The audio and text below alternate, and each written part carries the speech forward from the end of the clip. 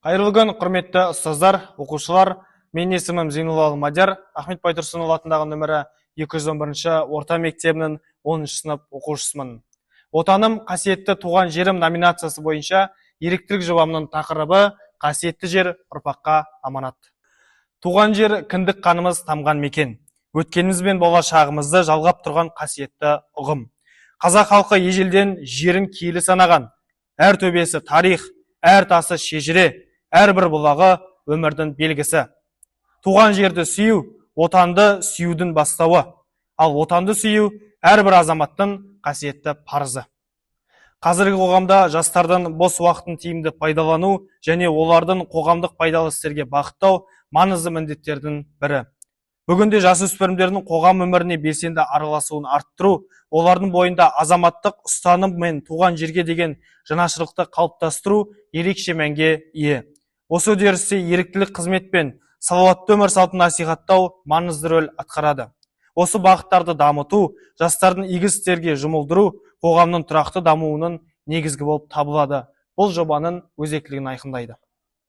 Жобаның мақсаты жаңа еріктілер жасақтарын құру және оларды дамыту арқылы оқушыларды қоғамдық өмірге белсенді тарту және оқушыларды бос уақытын тиімді әрі пайдалы өткізу. Біз бұл арқылы бұқаралық спорт пен денсаулықты насихаттаймыз, жастардың қоғамдық өміріне жауапкершілігін арттырамыз, қасиетті жерлерге деген құрметті қалыптастырамыз. Біз өзіміздің 4 негізгі бағытымызды анықтадық. Ең алдымен жас еріктілер клубын құру, қоғамдық жұмыстарға белсене атсалысу және қарттар мен мұқтаж жандарға көмек көрсету. Екінші, қасиетті жерлерді қорғау. Біз тазалық акциялар мен экологиялық сенбіліктерді өткізу арқылы туған жерге деген құрметімізді арттырамыз. Үшінші, салауатты өмір салты, спорттық жарыстар, денсаулық күндері және зиянды әдеттерді алдын алу және бос уақытты ұйымдастыру, танымдық кездесулер, шығармашылық шаралар және туристік серуендер. Осы шараларды іске асыру үшін біз 3 кезеңдік жоспар құрдық.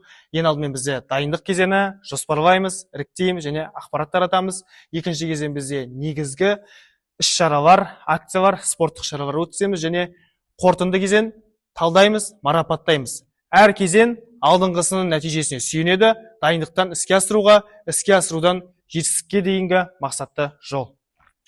Біздің жобамыздың жемісі ең бірінші кезекте мектепте белсенді жас еріктілер тобы құрылды, тренингтер, акциялар, семинарлар ұйымдастырылды.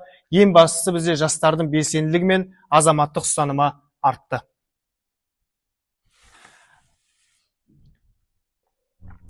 Біздің мектебіміздегі жас еріктілер клубының жұмыстары біз тазалық акцияларын ұйымдастырдық. Бұл тазалық акциясына 100-ден аса оқушы тартылды. Біздің мектебімізге тазалық жұмыстарын жүргізіп, ауламызға ағаш отырғыздық. Келесі бізде қайырымдылық жәрмеңкелері, қайырымдылық шаралары. Біз халықаралық қарттар күніне орай қарттар үйіне барып концерт берген болатынбыз. Одан бөлек бізде мектебімізде үлкен қайырымдылық жәрмеңкесін өткіздік. Осы қайырымдылық жәрмеңкесінен түскен қаражатқа біз мұқтаж отбасыларға қуаныш сыйлаған болатынбыз.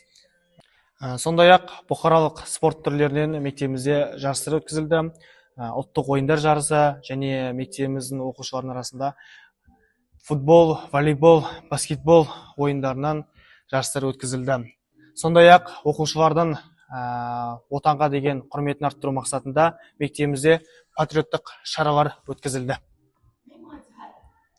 Еріктілік бұл жай ғана көмек емес, бұл жүректің қалауы, адамгершілік пен жауапкершіліктің белгісі. Қасиетті жерлерді қорғау, тарихымызды, мәдениетімізді, рухани құндылықтарымызды сақтау деген сөз. Ата-бабамыздан мұра болып қалған жерді көздің қарашығындай сақтауымыз керек. Егер біз бүгін туған жерімізге қамқорлық жасасақ, ертең бізге берекесін береді. Қорытындылай келе, қасиетті жер біздің аманатымыз.